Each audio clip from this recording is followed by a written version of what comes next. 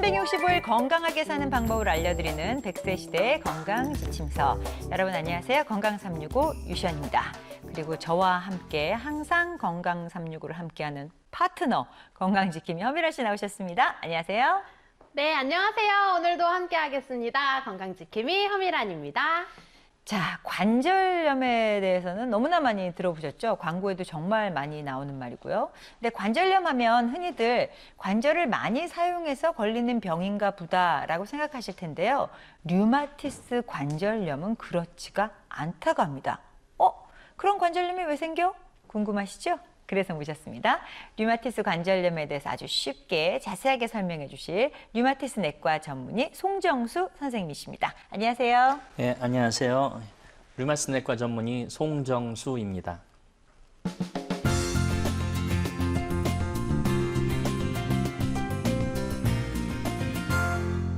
오늘의 주제는 내 몸이 나를 공격한다입니다.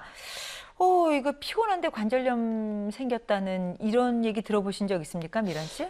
우선 저는 오늘 관절염이라고 해서 할머님, 할아버님들 이렇게 손끝에 아픈 거 이거라고 생각했는데 내 몸이 나를 공격한다고 하니까 갑자기 머리가 멍해지면서 오늘도 엄청 배우고 가겠구나 이런 생각이 드는데요. 그쵸? 내 몸이 나를 공격한다? 굉장히 궁금한가 봐요. 평소보다 눈이 1.5배 커졌습니다. 네. 자, 선생님 그러면 류마티스 관절염이 어떤 병인지부터 한번 시작해 볼까요? 예. 류마티스 관절염의 류마라고 하는 것은 네. 뭐가 떠다닌다라는 뜻이에요. 한문으로 얘기하면 흐를 유자, 또 영어로 얘기하면 flow 그런 뜻이에요. 이게 류마티스가 영어가 아니라 한자어였습니까? 아니 한자어는 아니고요. 아. 예, 류마라고 하는 말은 그 고대 그 그리스에서 유래된 말입니다. 네. 그래서 그 류마라고 하는 영어로 RHEUMA 이것이 흐른다는 뜻인데 이게 옛날 사람들이 네. 몸속에 나쁜 물질이 생겨갖고 그게 피를 타고 머리끝부터 발끝까지 이렇게 떠다닌다. 그 나쁜 물질이 피를 타고 떠다니면서 근육이나 관절이 이유 없이 아픈 경우를 류마티즘이라고 얘기를 했습니다. 그래서 이 류마티스 관절염이라고 하는 것은 몸속에 나쁜 물질, 류마티스 인자라든지 항액항체라든지 염증 반응 물질이라든지 그런 것들이 우리 몸의 골수에서 만들어져 갖고 이게 피를 타고 떠돌아다니면서 우리 몸의 관절, 특히 이제 손가락이나 손목이나 무릎이나 그런 관절을 가지고 공격을 해갖고 염증과 통증을 일으키는 질환을 류마티스 관절염이라고 합니다. 그렇군요. 그래가지고 신기한 게 저는 이게 관절이니까 혹시 뭐 정형외과인가 신경외과 뭐 이런 생각을 하고 있었는데 그게 아니라 류마티스 내과이더라고요. 예. 자, 그래서 이 류마티스 내과 이 질환에 대해서 시청자 여러분들도 분명히 알쏭달쏭 하신 게 있을 것 같습니다. 그래서 알쏭달쏭 궁금한 것 먼저 짚고 넘어가도록 하겠습니다.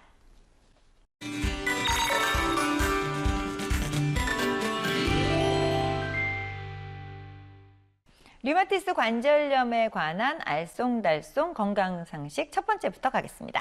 네, 여러분께서 궁금해하실 궁금증 같이 보도록 하겠습니다. 자, 첫 번째. 나이가 들면 자연스럽게 생긴다. 저는 준비가 됐습니다. 네. 하나, 둘, 셋. 이제 놀랍지도 않아요. 맨날 우린 반대야. 저는 우선 관절염 하면 네. 관절이라는 게 계속 쓰다 보면 생기는 염증 같아가지고 앞에 뭐가 붙든 아무튼 관절염은 나이가 들면 생길 것 같아갖고 들어봤습니다. 나쁜 물질이 온몸을 떠돌아다닌다고 하셨잖아요. 그거는 굳이 뭐 나이와 상관없이 젊어도 있을 수 있는 거라서 젊은 사람도 류마티스 관절염이 생길 수 있지 않을까라고 생각했는데요. 예. 네. 정답은 X입니다. 쳐버렸군. 류마티스 관절염은 초등학생에게도 생길 수가 있어요. 네. 뭐 15세 이하의 어린이에게 생기는 류마티스 관절염을 소아 류마티스 관절염이라고 그러고 네. 그걸 이제 소아 류마티스 관절염 전문의 선생님들이 보고 있습니다. 제일 많이 생기는 나이가 한 40대 정도 생기는데 초등학생도 생기고 중학생도 생기고 고등학교도 생기고 뭐 10대부터 80대까지 이렇게 쭉 이렇게 피크를 이루는 그런 이런 그래프 모양을 네. 그리고 있습니다. 네, 병 중에 제일 무서운 병이 남녀노소를 가리지 않는 병이 제일 무서운데 이 류마티스 관절염이 그런 것 같습니다. 와, 두 번째는 어떤 놀라운데요, 걸까요? 초등학생? 자, 두 번째 궁금증 보도록 하겠습니다. 두 번째, 증상이 없을 땐 약을 안 먹어도 된다. 하나, 둘, 셋. 네.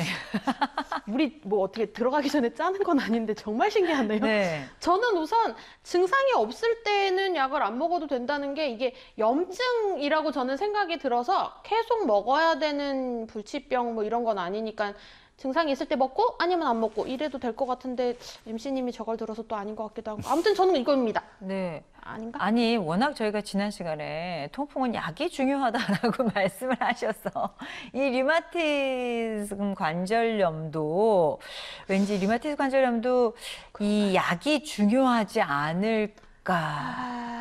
그럴 수 지금 있어요. 선생님이 이렇게 딱 네, 이러고 지금 계셔가지고 봤어요. 알 수가 없어요, 저희가 정답을. 오늘은 지난주 같지 않습니다. 네. 정답은 무엇인가요? 정답은 X입니다. 아, 네. 류마티스 관절염은 고혈압이나 당뇨병과 같은 만성 질환으로 보고 또 완치가 되지 않는 병으로 알려져 있습니다. 그렇기 때문에 증상이 없어도 약한 면역 억제제 같은 약은 먹고 유지를 해야 되고 네. 만약에 약을 완전히 중단한다 그러면 한 70% 정도에서 질병이 재발하는 것으로 알려져 있기 때문에 증상이 없어도 약을 드시는 게 좋습니다. 네, 그렇죠. 근데 또 한 가지 허미란 씨 말씀이 맞는 것 중에 하나는 네. 소염제나 진통제는 사실은 질병의 뿌리를 잡는 데는 효과가 없거든요. 네. 질병의 뿌리를 잡는 거는 항류마티스제나 뭐 생물학적 제제 그런 약물이 질병의 뿌리를 잡는 거고 네. 소염 진통제나 스테로이드 같은 거는 아플 때 염증과 통증을 조절하려고 먹는 거예요. 그래서 하나도 안 아플 때는 그런 스테로이드나 소염제나 진통제는 안 먹는 게 또 치료의 원칙입니다. 그래서 어느 정도는 맞습니다. 감사합니다. 위로가 되었어요. 선생님이 좋으신 분이라니까요. 너무 네. 속상해할까봐 네. 그래도 괜찮다며. 그렇죠. 근데 저는 위로해주셨습니다. 이 설명을 듣고 느낀 건데요. 우리가 섣불리 판단하면 안 되고 의사 선생님이 시키는 대로 해야 된다. 저는 이렇게 이해했습니다. 그렇죠. 그리고 이렇게 증상이 만성 질환이고 재발의 확률이 높은 것은 건강 365를 꼭 끝까지 보셔야 된다라는 말씀을 드리겠습니다. 역시. 네. 자, 그럼 세 번째 궁금증 보도록 하겠습니다. 관절이 굳으면 온찜질로 풀어주는 게 좋다. 관절이 굳으면 온찜질. 전 준비됐습니다. 뭐 드시려나? 관절이 굳으면 온찜질로 풀어주는 게 좋다. 류마티스 관절염의 경우에 네, 가시죠. 하나, 둘, 셋! 어떻게 이렇게 매번 다를 수 있을까요? 저는 사실 냉찜질, 온찜질이 항상 좀 궁금하고 헷갈리긴 그쵸. 했는데요. 아무튼 관절이 굳은 거니까 굳은 거에 차가운 거라면서 딱딱하게 굳을 것 같고 좀 따뜻하게 슬슬 풀어줘야 될 것 같아서 O를 선택했습니다. 근데 그게 염증이라고 그랬잖아요. 근데 염증 때문에 굳은 거라면, 염증에 관련된 거라면, 염증은 뜨거운 거라면은 그게 더 확산이 된다고 그래서 저는 이렇게 한번 들어봤습니다. 그리고 오늘 계속 X였어요. 네. 첫 번째, 두 번째. 불안하다. 선생님 정답은 예. 무엇인가요? 정답은 이럴 때도 있고 이럴 때도 있습니다. 아예 예. 가운데였구나. 이야, 함정 문제였네. 관절이 굳는 원인은 두 가지가 있어요. 네. 첫 번째는 염증이 심해서 이렇게 그래서 관절이 이렇게 부풀어 올라갔고 잘 움직이지 않게 되는 네. 그런 경우에는 염증과 통증이 동반되면서 피부도 빨갛게 변하고 만지면 아프고 그런 류마티스 관절염의 전형적인 염증 증상이죠. 그럴 때는 뜨거운 찜질을 하면은 아까 유시연 아나운서 말씀하신 것처럼 염증이 퍼져요. 뜨거운 걸 대면은 혈관이 확장이 되면서 이 피 속에 있던 백혈구라든지 염증 반응 물질들이 다 조직으로 나오면서 염증이 더 악화가 돼요. 이게 불난집에 부채질하는 네. 현상이 뜨거운 찜질이에요. 그래서 그렇게 뜨거운 염증이 있을 때, 관절이 뜨거울 때, 그래서 관절이 굳어 있을 때는 차가운 찜질을 해야지. 그러나 어느 정도 뭐 혈관을 좀 수축을 시켜갖고 염증을 좀 줄이게 할 수 있는 그런 효과가 있는데 반대로 염증은 없는데 염증의 후유증으로 관절이 딱딱하게 굳어 있다.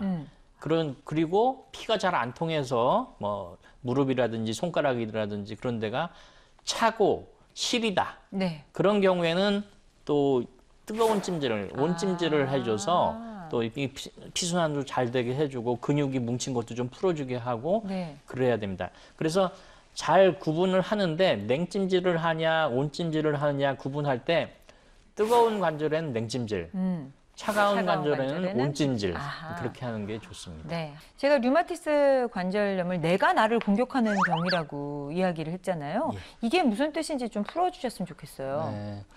우리 이것도 자가 면역 질환이라고 합니다. 네네. 면역 질환은 크게 세 가지로 나뉘는데 하나는 알레르기 질환, 그러니까 꽃가루 같은 게 들어왔을 때 몸속에서 과도하게 반응이 일어나는 것을 네. 이제 알레르기 질환, 면역이 과잉 반응되는 것이죠. 네. 그리고 두 번째 면역 질환은 면역 결핍 질환, 에이즈 같은 거. 그러니까 뭐 에이즈 바이러스가 백혈구를 다 파괴해갖고 세균이나 바이러스가 들어와도 공격을 못하게 하는 면역이 떨어지는 질환이 있고 세 번째가 자가 면역 질환인데요. 이거는 우리 몸속에서 자가 항체라고 해서 우리 몸의 골수에 있는 백혈구 중에서 백혈구 중에 림프구라고 하는 그런 세포가 원래 좋은 항체를 만들어내서 세균이나 바이러스가 들어오면 그걸 공격하고 우리 몸을 보호해주는 역할을 하는 게 좋은 항체인데 네. 무언가가 잘못돼서 타겟이 그러니까 목표가 우리 몸세포, 관절세포, 뭐 신경세포 그런 적과 아군을 구분하지 못하는 항체를 만들어내서 우리 몸을 공격하는 것을 자가 면역 질환이라고 그러고 네. 그런 자기 몸을 공격하는 항체를 자가 항체라고 부릅니다. 쉽게 말해서 내 몸 안에서 쿠데타가 일어나는 거예요. 네. 예, 우리 6.25 동족 상전의 비극이 일어나듯이 우리 서로 자기네 어머. 몸들끼리 싸우는 거예요. 사인이 잘못 맞아갖고. 너무 슬프네요. 그래서 류마티스 관절염 같은 경우에는 류마티스 인자라든지 항CCP 항체라고 하는 관절을 주로 공격하는 그런 나쁜 물질이 병적인 자가 항체가 우리 몸의 골수에서 만들어져 갖고 피를 타고 돌아다니면서 머리끝부터 발끝까지 염증과 통증을 일으키고 특히 관절염을 일으키는 것이 이런 자가 면역 질환의 대표적인 질환인 류마티스 관절염입니다. 네. 우리 몸에 관절이 굉장히 여러 부위가 있잖아요. 근데 그 중에서 그 류마티스 관절염이 생기는 부위도 또 여러 부위가 있을 것 같아서 저희가 한번 정리를 해서 배워봤으면 좋겠습니다. 류마티스 관절염에 특징적으로 침범하는 부위가 있어요. 잘 침범하는 부위가. 네. 퇴행성 관절염 같은 경우에는 이제 주로 무릎을 잘 침범을 하는데 네. 류마티스 관절염은 주로 손을 잘 침범합니다. 사진을 보면서 말씀을 드리면은 네. 제일 많이 침범되는 부위가 손가락이에요. 그래서 손가락 중에서도 요 손가락 등 있는데 손등 있는데 손가락 뿌리 관절이라고 얘기를 하죠. 그런 손가락 뿌리 관절에 많이 생기고 네. 그다음에 손가락 중간마디 이런데 이런데 잘 생깁니다. 손가락 끝마디는 특징적으로 잘 침범하지 않아요. 네. 손가락 끝마디는 퇴행성 관절염에 주로 오는 거고 손가락을 침범할 때 손가락 뿌리나 손가락 중간마디를 침범하면은 그건 류마티스 관절염 때 잘 침범하는 겁니다. 네. 그다음에 세 번째로 다 많이 침범하는 게 손목 관절이에요. 손목. 예. 아. 그 다음에 많이 오는 게 이제 무릎에 많이 옵니다.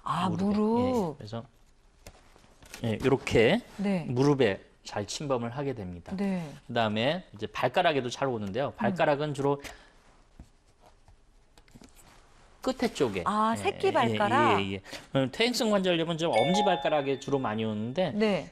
류마티스 관절염은 좀 작은 관절을 침범하는 경향이 있거든요. 그래서 여기나 여기 그런 데 잘 침범하고 물론 여기도 침범을 할 수 있습니다. 네. 그렇지만 꼭 여기만 침범하는 게 아니라 이렇게 목에도 침범할 수가 있고 팔꿈치나 어깨, 발목 뭐 모든 관절을 다 침범을 할 수가 있는데 네. 그중에 제일 많이 침범되는 관절은 요 빨간색 겹붙인 부위가 잘 침범이 됩니다. 그러면 처음에 지금 이렇게 빨갛게 말씀해 주신 부위가 좀 아프기 시작하면 예. 그걸 류마티스 관절염 초기라고 해야 되는 건지 아니면 어떤 초기 증상들이 있을 때 저희가 좀 의심을 해봐야 될까요? 제일 중요한 건 관절이 뻣뻣할 때.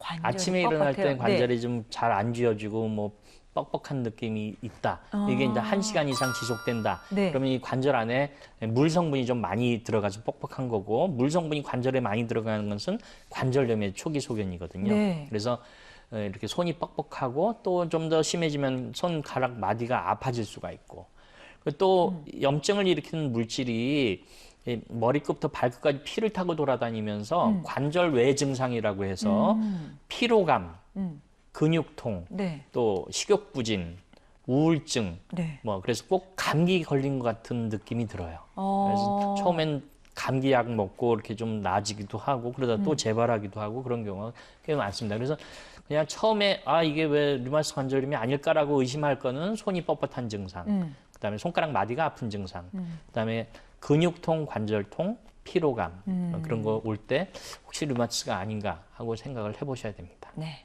그 지금 말씀하신 피로감이나 이렇게 관절이 아픈 거, 그게 다른 관절염에도 나타날 수 있는 건지, 일반적인 퇴행성 관절염이랑 류마티스 관절염이랑 이렇게 차이가 있습니까? 처음 증상은 별 차이가 안 나요. 그래서 이게 퇴행성 관절염인지 류마티스 관절염인지 헷갈리는 경우가 많습니다. 네. 진단을 제대로 못 받을 수도 있고요. 우리가 그냥 관절염이라고 흔히 얘기하는 것은 다 퇴행성 관절염이 훨씬 더 많습니다. 퇴행성 관절염은 전 인구의 한 20% 이상이 앓고 있고요.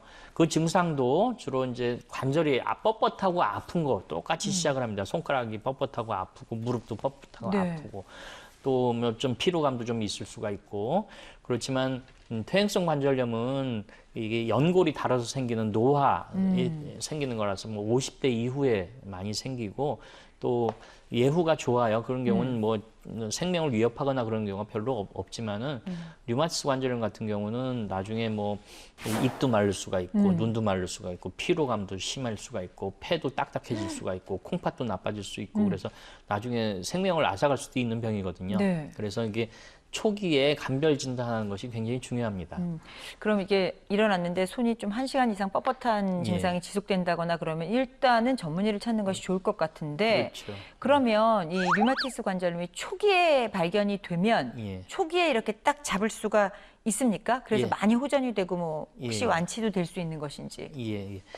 류마티스 관절염을 이제 병기를 1기, 2기, 3기, 4기로 나누어요. 네. 그래서 뭐 1기는 하나도 그 관절 뼈가 녹아나지 않은 상태. 예, 2기는 이제 관절이 부었으나 뼈가 녹아나지 않은 상태.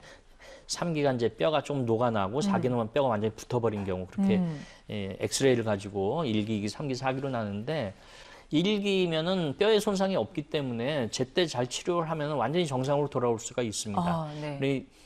하나도 아프지 않고 검사 결과도 정상이고 또 약도 안 먹게 되는 상태를 관해라고 그러거든요. 네. 관해 상태를 잘 유지하는 게 치료의 목표인데 1기나 2기 정도는 관해가 잘 와요. 네. 근데 3기나 4기가 되면은 관해가 오기가 힘들어요. 거의 못 옵니다. 그래서 조기 진단과 조기 치료가 중요하다는 게 불도 날 때 빨리 끄면 그쵸. 빨리 뭐 그쵸. 피해가 안 가고 빨리 꺼질 수가 있듯이 관절도 초기에 조그맣게 불이 났을 때 빨리 소염제라든지 항류마티스 제제라든지 그런 거로 치료를 빨리 하면은 이렇게 뼈가 갉아먹고 녹아나는 현상을 예방할 수가 있는 것이죠. 그래서 조기 치료가 굉장히 중요합니다. 네.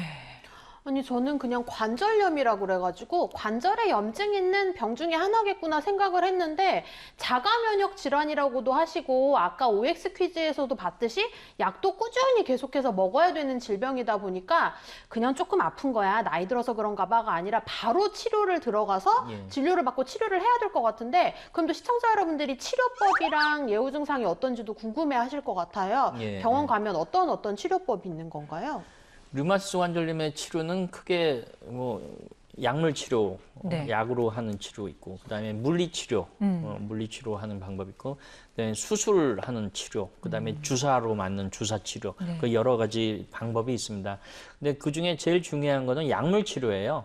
이게 면역 질환이기 때문에 골수 자체에서 이상 반응을 일으켜 갖고 나쁜 물질이 골수에서 나오는 거기 때문에 이 골수에 작용하는 그 나쁜 면역을 없애게 하는 그 면역 억제제 종류를 뭐 항류마티스 제제도 있고 스테로이드 제제도 있고 뭐 생물학적 제제도 있고 그렇지만 그런 전문화된 약을 써갖고 골수에서 나쁜 물질을 안 만들게 하는 것이 주 치료입니다. 그다음에 물리치료는 그때그때 증상이 악화되었을 때나 뭐 아플 때 물리치료를 하면 좀 도움이 되고요. 무릎에 심한 물이 많이 차 있다든지 염증이 심하다든지 뭐 어깨 뭐 심하게 아프다든지 그럴 때는 주사 치료를 해서 그 부분만 좋게 해주는 게 이제 주사 치료입니다. 근데 주사 치료로 다 근본적인 치료는 안 되고요. 주사 치료는 그 약물 치료에 보조요법으로 사용을 해야 됩니다.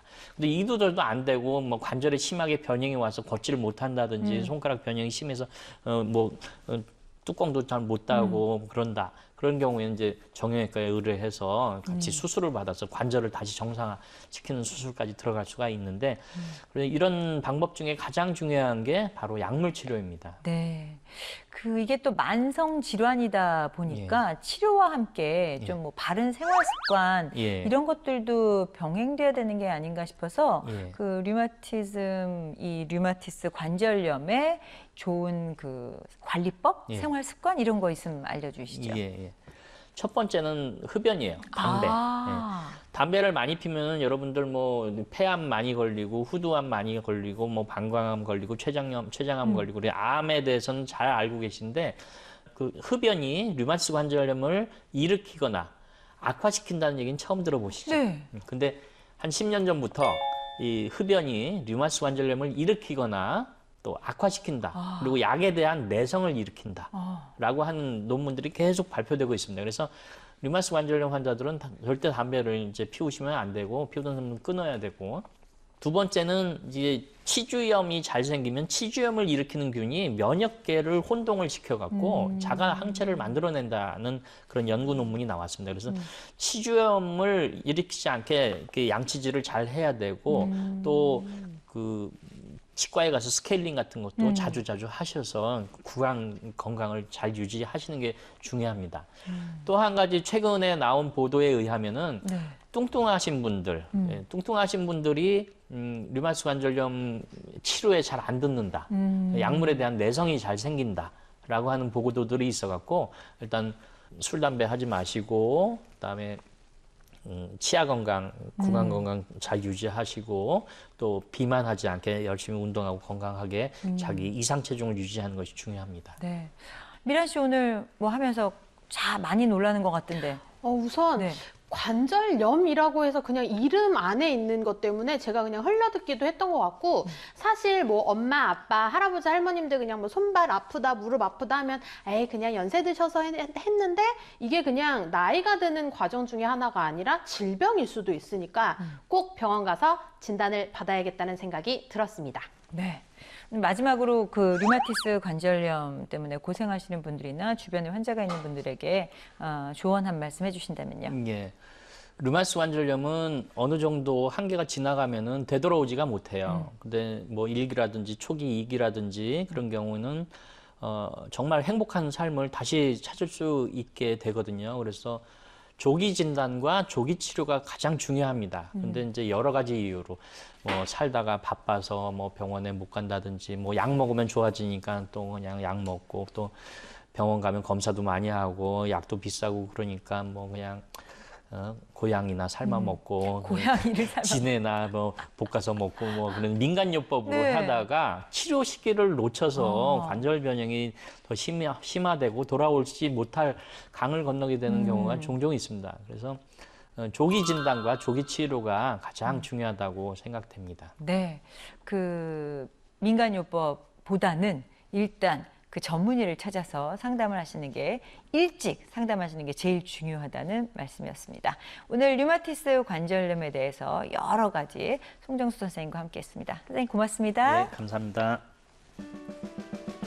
내 몸이 나를 공격하는 병, 자가 면역 질환, 류마티스 관절염의 그 발병 연령대가 점점 낮아지고 있다고 합니다.